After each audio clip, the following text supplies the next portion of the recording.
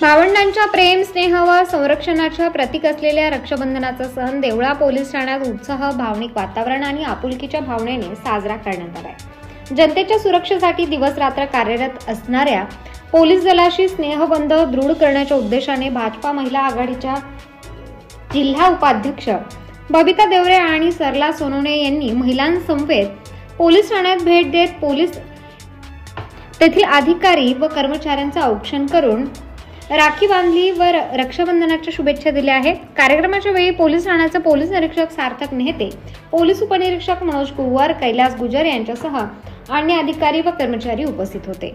महिलांनी औक्षण करून राखी बांधून पेढा भरून भावबंध वृद्धिंगत केलाय। यावेळी बबिता देवरे यांनी पोलीस दलाच्या कर्तव्यनिष्ठेचे कौतुक करत रक्षक म्हणून पोलीस दल समाजाच्या सुरक्षेसाठी अखंड सेवा देत असते, त्यामुळे समाजातील प्रत्येक नागरिकाने त्यांच्या प्रती कृतज्ञतेची भावना व्यक्त केली पाहिजे असे प्रतिपादन केले आहे।